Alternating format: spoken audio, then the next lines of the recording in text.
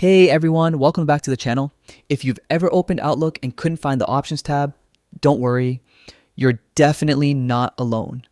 In this full guide, I'll walk you through, step by step, how to get the Options tab in Outlook and unlock all those customization features that make your inbox work the way you want. Let's get right into it. First things first, sign into your Outlook account. Open your preferred web browser and go to the official Outlook website. That's outlook.com. In the top right corner, you'll see the sign in button. Click it, then enter your email and password to log in. Simple enough. Once you're signed in, it's time to access your mail. On the left-hand side, or sometimes right at the top, you'll see an envelope icon or a tab labeled Mail. Click on that and it'll take you straight to your inbox. This is where we'll be making the adjustments. Now, here's the part many people miss. The View tab. At the top toolbar, you'll notice several buttons like New Mail, Calendar, Contacts, and View.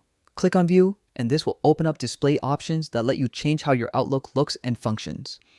But to go even deeper, click the three dots, also known as More Options, on the same toolbar. From the drop-down, choose Customize, then head over to the Mail View section. Here's where the magic happens. You can adjust things like message layout, reading pane position, and overall inbox behavior to suit your workflow. Once you've made your desired changes, don't forget to save. Scroll to the bottom of the window and click Save to make sure everything sticks. And that's it. You've now successfully accessed and customized the Options tab in Outlook. From now on, you'll have full control over your layout and experience, whether you're using Outlook for work, school, or personal use.